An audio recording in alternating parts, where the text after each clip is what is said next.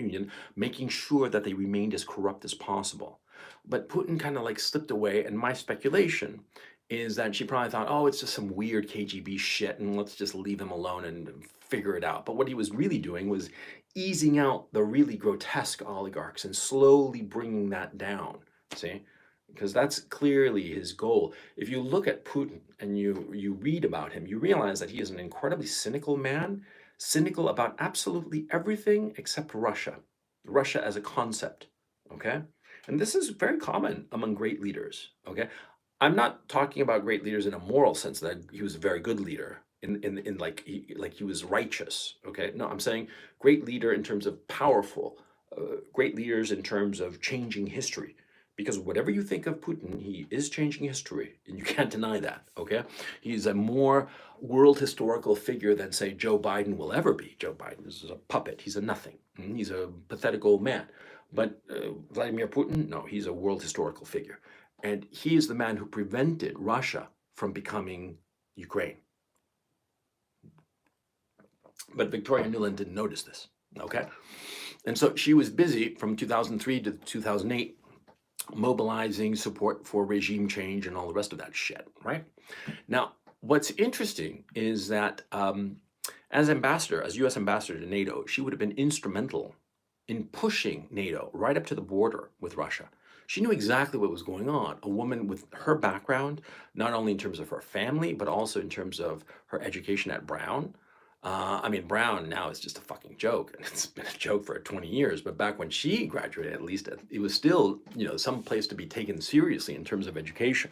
And there's no reason to think that she was not educated in the history of Russia, the history of NATO, and how sensitive Russia has always been historically to any great power encroaching on its border. And it's because of a function of geography, because Russia basically has no natural natural border with Western Europe. And that's why, the French and during Napoleon and the Germans under Hitler were able to advance so deep into Russia because there's no natural border. Okay, there's no natural defense. Not like Switzerland, for instance, where you have the Alps. It's essentially a natural fortress. Okay, it's impossible to conquer. Nobody will ever conquer Switzerland, but it's potentially easy to conquer Russia because there's nothing. It's just flat plains. Okay, all the way to the Ural Mountains, and so she would have known how sensitive the Russians, be they Imperial Russia, Soviet Russia, or Russian Federation, would be to NATO encroachment, and yet she was the one pushing it. She pushed forward this kind of encroachment, and it started, of course, with her old boss from the very beginning, Strobe Talbot, who also was a man who hated Russia for reasons of his own that aren't important for this conversation. But what happened was that she saw how Russia was getting up and how it was evolving and pulling away from the good old days of the 90s, good old days for the rapacious financiers and oligarchs and riffraff and evil people who had been in Russia during the 90s, but which had destroyed Russia. Well, Putin was resurrecting Russia, resurrecting it and improving the standard of living of the people. The standard of living of the people between 1999 and 2013 in Russia rose phenomenally. The whole country became much, much more successful, better off. And you compare the fate of Russia during those 14 years and the fate of, say, Ukraine in those 14 years, and it's night and day because there wasn't somebody to halt the Western corruption. See, that's the difference. And that is the fundamental problem. Because Victoria Nuland and Robert Kagan and that whole cabal in the US State Department, in the foreign policy establishment, they want a broken Russia. They cannot stand the fact. And it's because of, number one, arrogance, because they insist that America has to be not only the biggest and strongest country, but far and away the most powerful. They want to maintain the power imbalance like the Americans had after the Second World War, number one. And number two, and this is something that is very disturbing to people, but you have to face it, there are long-standing ethno-religious hatreds towards Russia. They hate Russia with a passion. they would be happiest if Russia were obliterated in a mushroom cloud. And that's a fact. They hate it. They hate it with a passion for the psychological reasons that I've explained before. Because you have to understand, all the people who are running American foreign policy are the children of Jews who made it in America, but the grandchildren of Jews who fled pogroms in Russia or Belarus or wherever, in Eastern Europe. And that kind of generational trauma, it expresses itself in resentment and rage towards the source of that ancient ancestral trauma. You have to look at the facts. And if somebody wants to say that, oh man, you're being anti-Semitic or some shit like that, listen, I descend from a man named Jose Miguel Carrera, right? And he was betrayed by a man named Bernardo Higgins, right? And I was taught to spit at the name of Bernardo Higgins, you know? And that all happened, 200 years ago. I'm not kidding. He was assassinated basically in 1821, and 200 years later, here we are. And my family still hates his guts, Bernardo Higgins' guts. Yeah, see, ancestral hatreds, they ripple down into the future. I mean, like there's that famous line from William Faulkner. The past is never over. It's never even the past. It's very true. I think that's the line. Correct me if I'm wrong, chat. The past is never over. It's never even the past. Yeah. It's a great line. It's very true. Many Americans want to think that, you wake up in the morning and you're a blank slate.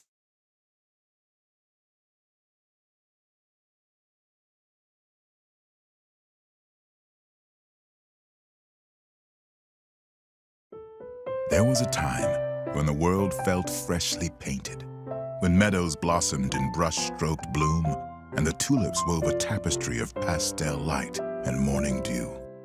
There was a time when we marveled at the beauty within us and at the art on all sides and all around. It was a glorious time. It was spring, this spring at Biltmore. Experience Monet and Friends at Biltmore.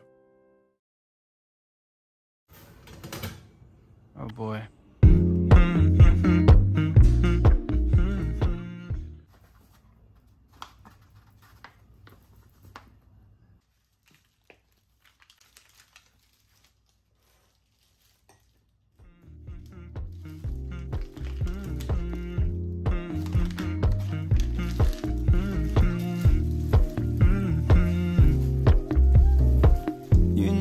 I know you're making up the truth. Why can't I go before I lose my cool? I love you even if it's difficult.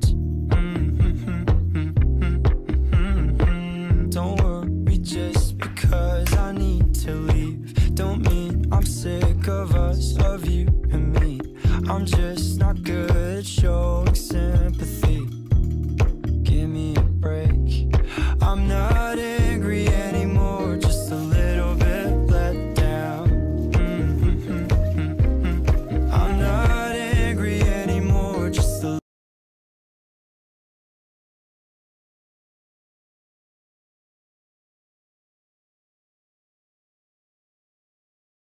As obviously all of these people did, and these tight-knit families, they tell stories of generations before. I know stories of my own family.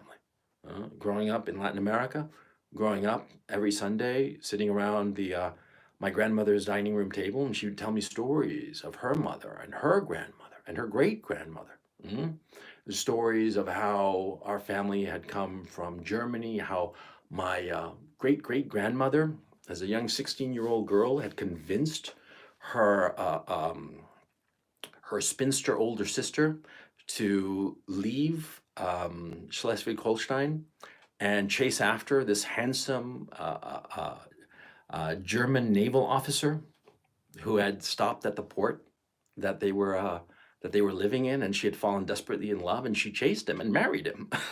Yeah, I heard those stories. you know, and some of them were romantic and some of them were funny and some of them were tragic, you see? In tight-knit families, that happens all the time. And you hear these ancient stories, and they mark you. And a woman like Victoria Newland, she watches as her father, whom she must have loved very much. We all, you know, when we are children, we all love our parents.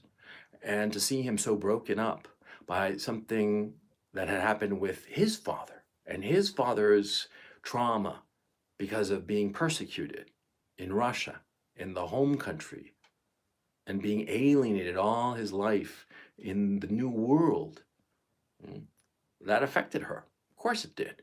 And that trauma, that rage, that resentment, it expresses itself. It expresses itself today. That's why Victoria Nuland hates Russia and wants it broken. Because it's not so much that she's a greedy, evil woman.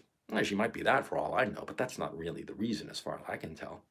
The real reason is that she wants to get back at the Russians for what they did to her grandfather, which affected her father, and broke her father, see? Because that's what really happened. And that kind of rage within that woman, it's a wound that can never be salved. So that brings us to the Maidan Revolution, the so-called Revolution of Dignity in 2013 and 14, okay? Now, you have to understand that Victoria Nuland, when things started going topsy-turvy, because they had been trying to pull Ukraine into NATO for quite some time. And they were doing it by promising to pull in Ukraine into the European Union. And the European Union, I've been here, you know, and Ukrainians, God love them. They think that if they join the European Union, all of a sudden, all the streets are going to be paved in gold. They think that everything is going to work. There will be no more corruption, no more having to pay off people, everything from the traffic cop to the teacher at the school to whomever, you know. They think that everything will be wonderful if they join the EU. They dream about it and they insist. They insist that once they join the EU, it'll be just so much better. You know, they actually like made the license plates similar to the EU license plates. I mean, if you just glance at the Ukrainian license plates, you can't tell the difference if it's, you know, I mean, it looks exactly like the Ukrainian license plates. It's white with a little blue square on the side, you know, and the lettering and the font is exactly the same, you know. They want it so badly. They can taste it. And NATO, yeah, that'd be nice too, but they don't really give a shit about that. They care about the prosperity and sophistication and freedom and wonderful life and freedom from corruption that would entail being a part of the European Union project. That's what they dream about.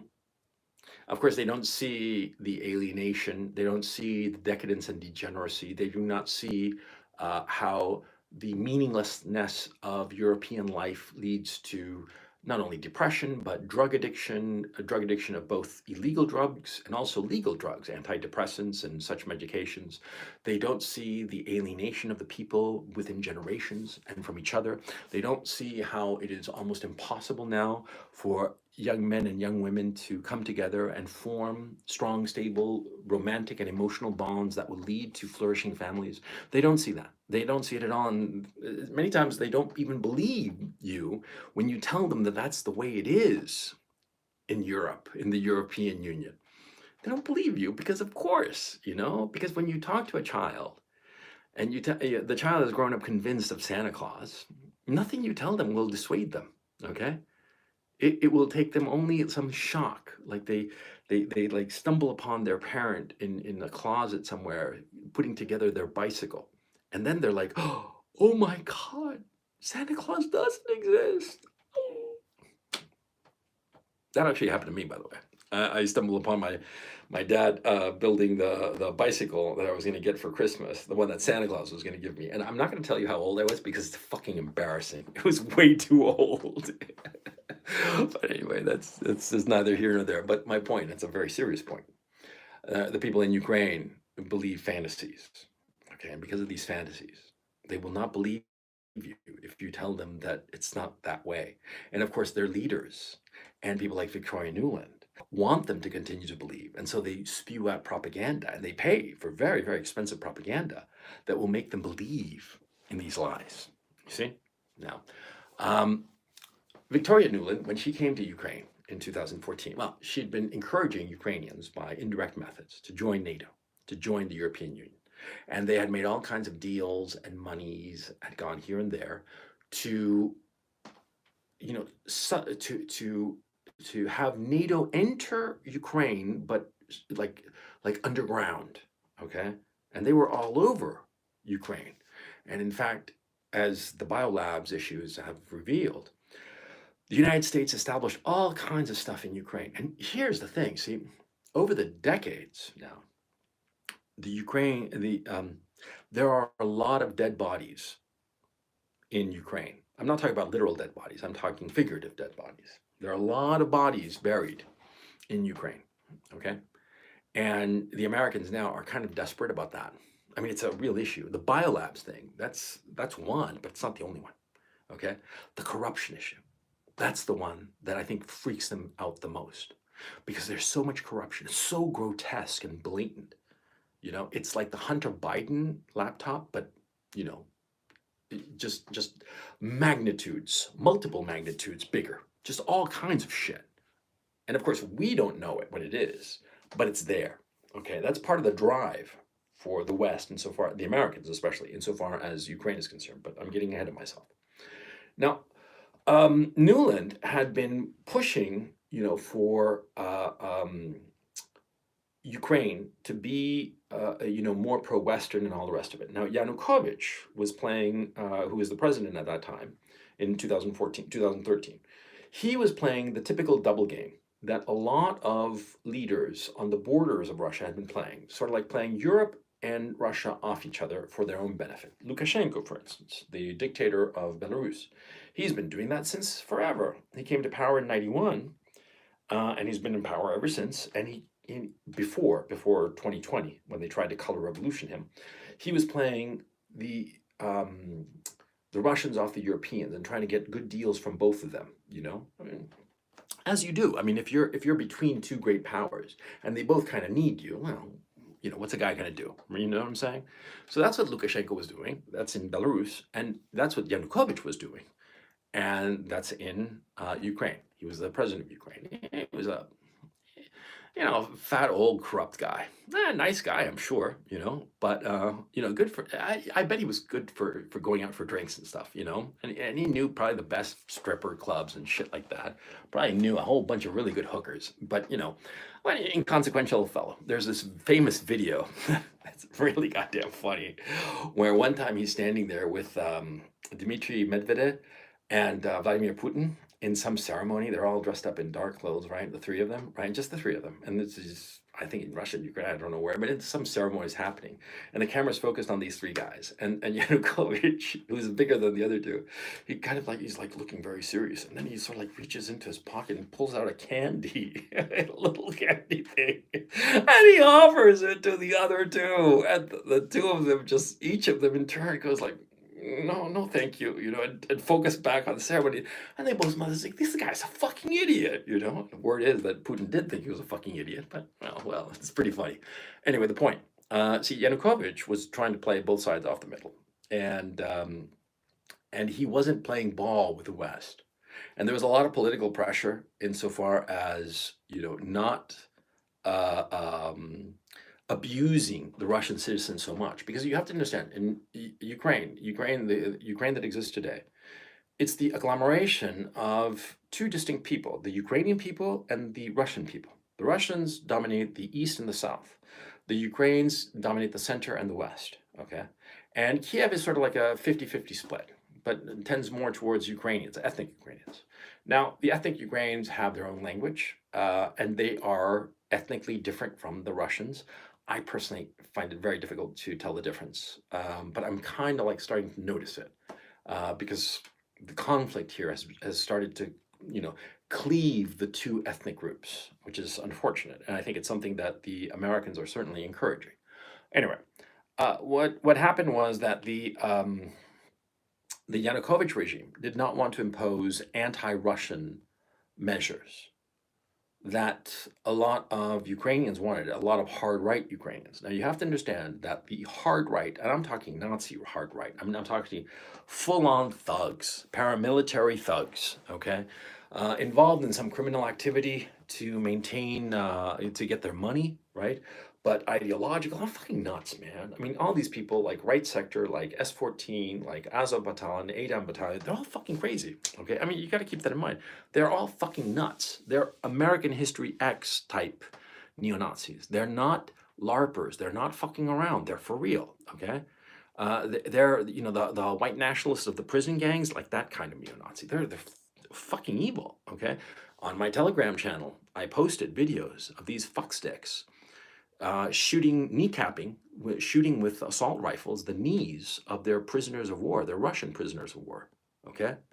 Now, this is very important because because the ethnic Russians, they don't have this hatred for the ethnic Ukrainians, but the ethnic Ukrainians have this hatred for ethnic Russians, and this is a key issue. The ethnic Russians, there's no hatred in their heart for them, okay? And I believe that the ethnic Ukrainians, or at least a vocal sector of them, have this hatred for the ethnic Russians because they have always been put upon. They've always been the losers in the historical game. And that happens with smaller people who live between bigger people. The ethnic Ukrainians live between the Poles, the Hungarians, and the Russians. And they're smaller. They're fewer in number, and not so strong as those other powerful nations, those powerful ethnicities. The Hungarians and the Poles and the Russians, they are very definite as to who they are. They have a strong identity, and they don't put up with any shit. And perhaps now Hungary and Poland are not great powers. In a couple of centuries, who knows what will happen, because they have that wellspring of great power. Hungarians the same, the Austro-Hungarian Empire, for crying out loud, you know? But the Ukrainians, they've always been the smaller people between and squeezed by these bigger people, these bigger powers. And so perhaps that's why you have that great resentment, and that great resentment leads to horrifying extremists. And that's what we have. Now, these extremists, these Ukrainian extremists, they hate ethnic Russians. And that fits very neatly with Nuland. Because Nuland, throughout her career, she has always allied herself with groups that were extremely antagonistic towards Russians. She never compromised with that throughout her career. She's always allied herself with people who hate Russians, hate them. And so when the Maidan Revolution started, she supported the right sector. The right sector is a key group. It is a group of neo-Nazis, and they were funded in part by the Ukrainian Israeli Cypriot oligarch Igor Kolomoisky that I've spoken about many times before. See, Nuland and Kolomoisky worked together, and they worked to organize the right sector. Nuland organized them, and Kolomoisky financed them. He also financed the Azov Battalion, okay? And I find it very difficult, if not impossible, to believe that Nuland was, number one, not aware of this. She knew about it, of course. And number two, not in very close contact with these fascist paramilitary, because that's what the Azov Battalion is. It's a fascist paramilitary. Now, you see, where's this note? Where did it go? Okay. Very important to understand that she cemented a relationship with a man named Dmytro Yarosh, who is the head of the right sector. Dmytro Yarosh. And this guy's a neo-Nazi fascist, just flat out. It's like kid ourselves, okay? And Yarosh was Victoria Nuland's guy insofar as the right sector. And Yarosh led the right sector, but Nuland gave him his marching papers. Now, here comes a big, this is rumor, but so many people have said that this is true that, okay. During the Maidan Revolution, which is a very confusing set of events, and I suggest you watch the Oliver Stone documentary, Ukraine Burning. okay, or Under Fire Ukraine. I forget the name of the damn thing. I watched it twice and I forgot the name of the thing. But in that documentary, he gives a very, very good account of the Maidan Revolution and how it happened and the steps towards it. And there's this period where there were snipers who were killing off police and killing off people, and just like a whole fucking nightmare, okay? And it is the rumor, unconfirmed. The rumor is that they were Israeli snipers. They were mercenaries, Israeli mercenaries, okay? That's the rumor, okay?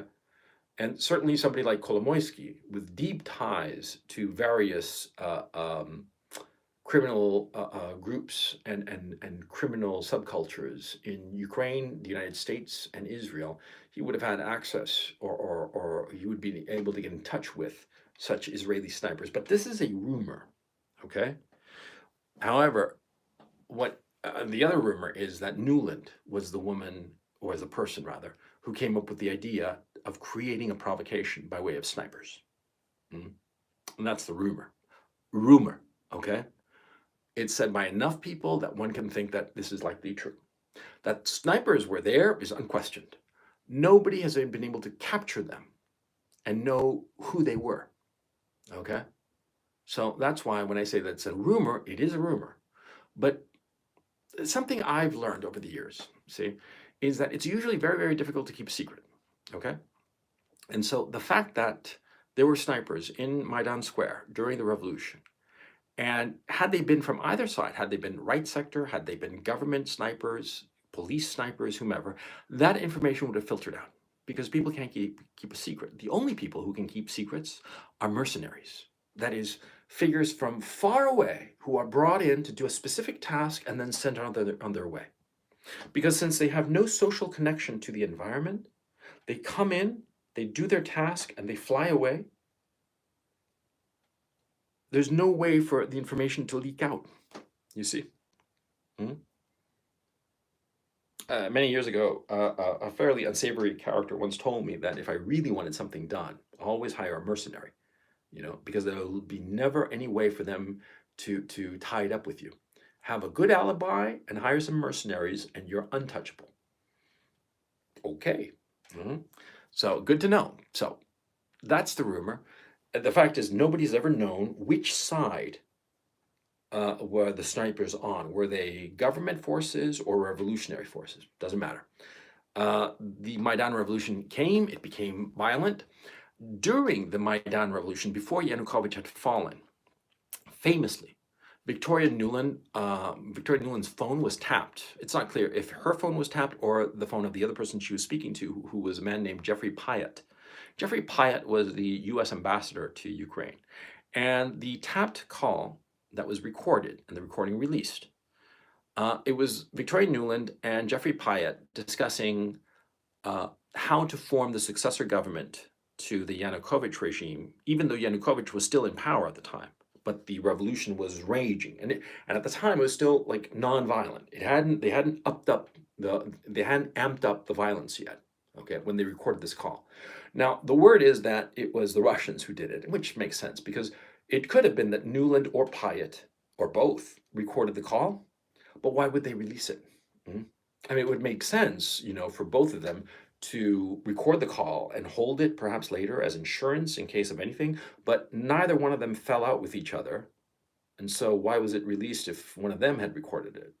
But the Russians recording it, that makes a lot more sense. So the Russians released that recording. It was clearly to undermine the revolution. It was a very poor way to undermine it. It was interesting, but it didn't really affect the outcome because the revolution happened. And all of a sudden, in that call, you had how Nuland and Pyatt were micromanaging the new regime. In that call, which is fairly extensive, they are heard discussing which political figure should head the interim government and why. And Nuland picked Yatsenyuk, to be the new leader of Ukraine, the interim prime minister, rather, of Ukraine, because she wanted to save Klitschko, another political figure, you know, a famous boxer, wanted to save Klitschko for later, you know, for like more long term. See, I mean, she micromanaged it like that thing, and talking about different people at different positions in the government, a real fine tuning, and she was right in the heart of it. And it's really interesting, that kind of micromanaging, because it speaks of a certain type of personality. Because there are some people, like, to give an example, Ronald Reagan. Ronald Reagan never micromanaged a goddamn thing. Okay, what he did was he just gave general views. We want to go that direction, and you boys figure it out. We're going that way. And his boys, George Shultz and Caspar Weinberger and whomever, would say, but why don't we go over there? No, we're going that way. That's where I want us to go. How we get there, you figure it out, but that way. That is actually a better way to lead, I've noticed. I mean, just studying other people. Because when you micromanage, you start getting stressed out, you get all neurotic and stressed and all the rest of it. It's stupid. It's better to just sort of like give it a big direction and sort of like go that way. The ship is going that direction, and let other people figure it out. But Nuland isn't like that. She likes to micromanage every fucking little thing. And she did. She micromanaged the Maidan Revolution, and that implicated her. That's the important thing. The fact that she so micromanaged the Maidan Revolution made it clear that she was the person. Her fingerprints were all over that thing. And it was clear that it was a coup d'etat. It was the violent overthrow of the Yanukovych regime. Whatever you might think of the Yanukovych regime, it was legitimately elected. Nobody disputed the election. But what was key about it was that it showed the split, the ethnic split, the regional split between the center-west of the country and the east-south of the country, between the ethnic Ukrainians and the ethnic Russians. And Nuland sided with the ethnic Ukrainians against the ethnic Russians.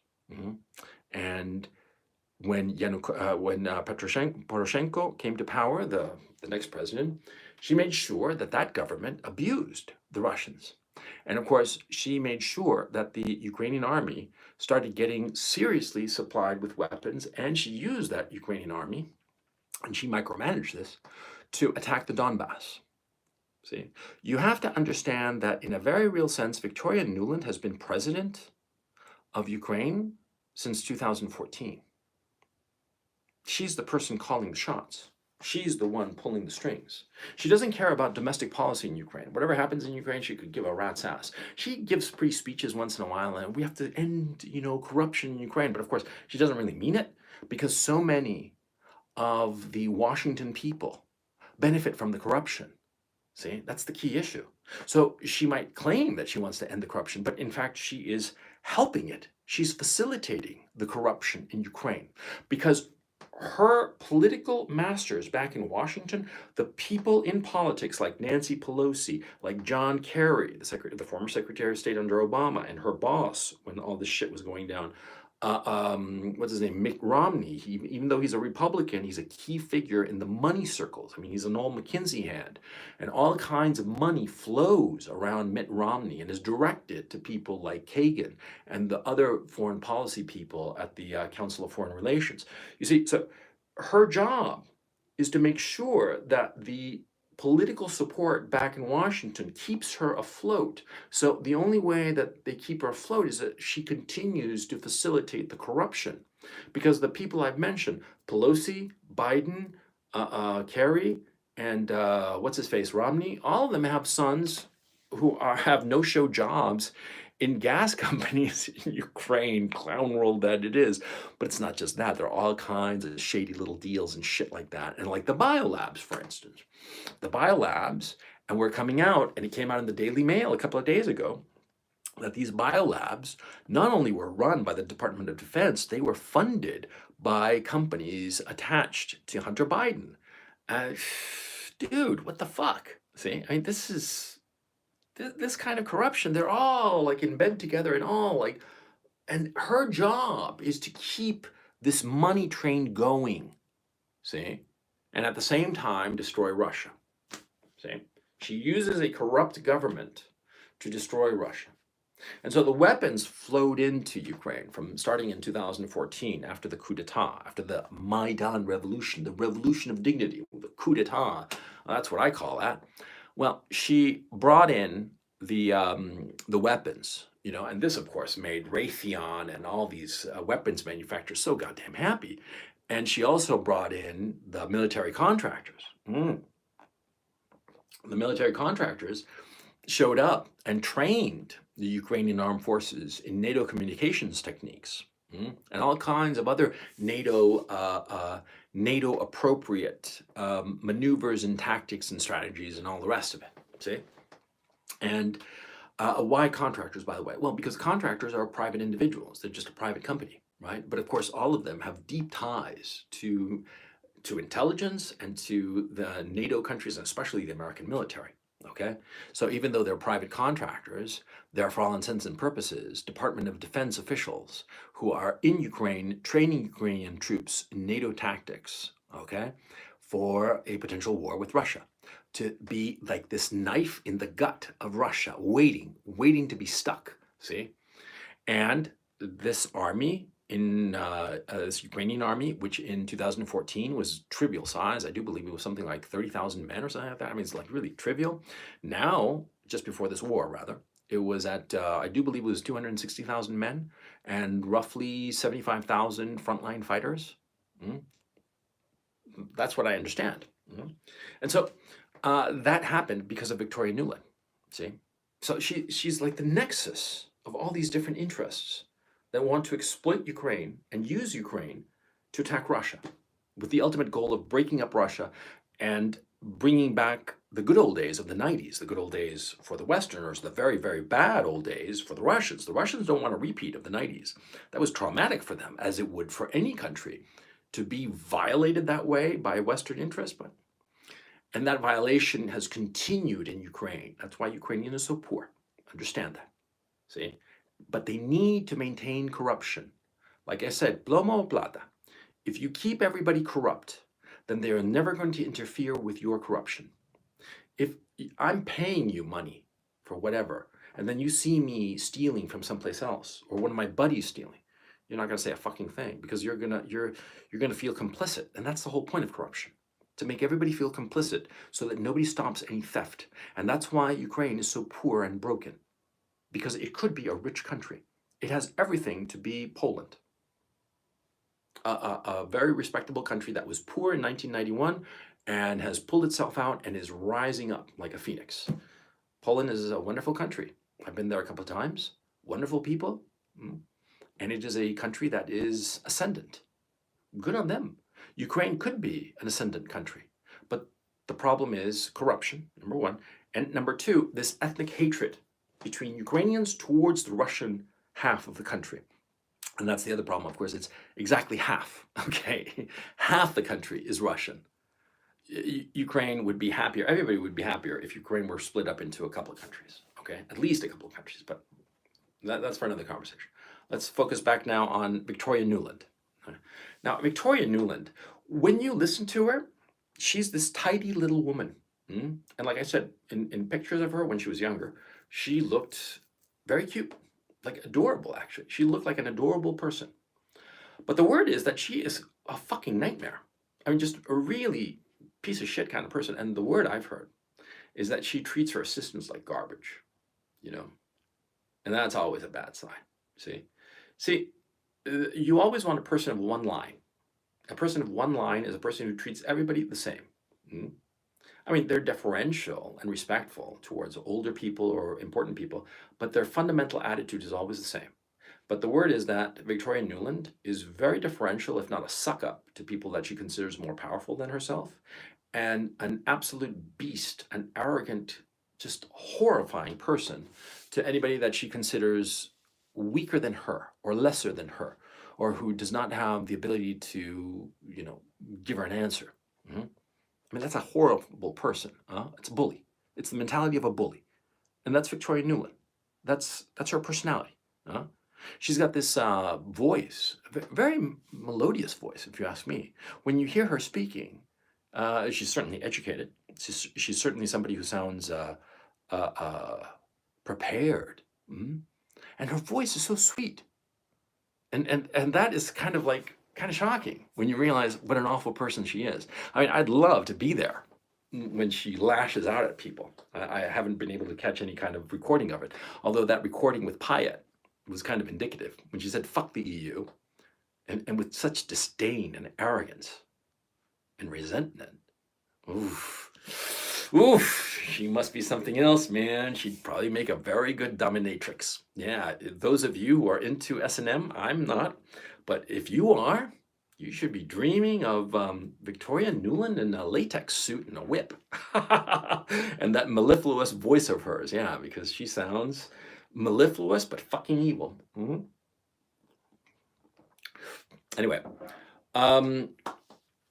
one of the interesting things, okay, now we're coming up to the Biden administration in our timeline here, okay? As the Biden administration came together, I mean, basically the Trump administration was a pause in this whole scheme. And the scheme was very simple: to get Ukraine into NATO and cause a provocation that would lead to regime change in Russia. That was the goal. Now, here's what's really interesting. Russia had the great good luck to have Trump win. Now, don't give me this bullshit that, you know, that Russian hackers hacked the election. That's how Trump won. That's bullshit. It was basically that, you know, Hillary Clinton didn't win Wisconsin. That's basically the reason, you know, because she didn't pay attention. She thought it was in the bag, okay? She thought it was hers by divine right. And by the way, of course, Hillary Clinton and Nuland are buddies, you know? I mean, you know, they're very, very close, of course, because somebody like Hillary Clinton would know what to do with a woman like Victoria Nuland, and Victoria Nuland, with, you know, with her eye on the main chance, as she always has in her entire career, she would know that Hillary Clinton is somebody that she wants to kiss the ring of, right? So anyway, they're buddies, and she was supposed to be the president in 2016, but she lost, you know, shockingly. They didn't fix the election well enough, basically. It was their own stupid fault. They blamed it on the Russians, but now we know that the Russians didn't have any fucking thing to do with it, right? It was just stupid-ass incompetence of the DNC, but the point. Those 4 years, had it not been for those 4 years, Russia would not be in a position to be able to invade Ukraine, and all of the events that were happening now would have happened 4 years earlier, and Russia would have lost. And potentially, Putin would have been overthrown. Because had he lost the Donbass, which is what would have happened back in 2017, you know, his position in Moscow, in the Kremlin, would have been so weakened that he probably would have fallen, okay? That 4-year pause allowed multiple things to happen.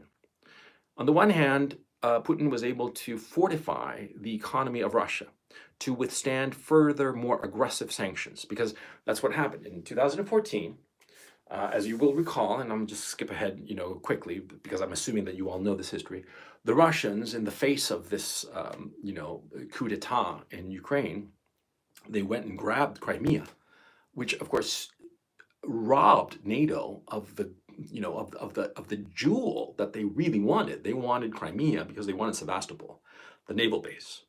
And they figured that if they overthrew Yanukovych and put in their own people and Nuland micromanaged it, NATO would be able to grab the military base, the naval base at Sevastopol, and deprive Russia of a needed naval base, and the Black Sea would no longer be Russia's lake. It would be NATO's lake, and Russia would become landlocked, which is something that the Russians could not afford. That's why they went and grabbed it. They went and grabbed Crimea. And the Russians also encouraged the separatists in Lugansk and Donetsk, and of course encouraged them and funded them with weapons and all the rest of it to keep that going, because had it not been for the Russians, that would have ended long ago. And so what happened was that that 4-year pause of the Trump administration allowed and because of this, because of grabbing Crimea and the Donetsk and Lugansk problems, the separatists, all kinds of sanctions were thrown on Putin, because that's when the U.S. State Department, the foreign policy establishment of all these people that I've mentioned before, Kagan and all the rest of it, that's when they realized that Putin was not their guy. Because right up until 2012 or so, they thought he's our guy, isn't he? Isn't he? Yeah, because they certainly thought that in '99, and they thought that through the 2000s. But then slowly they're like, is he really our guy? Or is he sort of like, you know, doing things that aren't really to our liking? And, you know, in 2014, he went and grabbed Crimea, and that's what that really pissed them off, because they wanted Crimea. It was the big jewel, okay? The cherry on the sundae, and they wanted it badly, and he stole it from them. So they slapped him with sanctions. And of course, Crimea is a peninsula such that it's very easy for the Russians to defend it. The idea of invading it, kind of laughable. Okay, but anyway, The Russians grabbed Crimea, and for their pains, they were slapped with sanctions that really hurt the Russian economy at that time, much more than the sanctions are hurting them now. Okay, that's something that people don't seem to realize. Yes, there was a big fall in the ruble, and yes, there was a big fall in the Moscow stock market and all the rest of it, but it bounced back very quickly, okay, extremely quickly. And we're pretty much getting to status quo ante insofar as the Russian financial markets are concerned. And their ability to issue debt, no problem, because they're issuing it internally. Because they've really battened down the hatches of their economy starting in 2014, see? Yes, of course, the shock of the war, the surprise of it, okay, and the immediate effects insofar as foreign sanctions panicked the market dropped, all the rest of it, but people are suddenly realizing, this isn't that bad, especially since China and India, the two largest countries in the world by population and the largest economy in the world, they're backing Russia. There's no daylight. Not between Russia and China, not between Russia and India, not between Russia and Iran.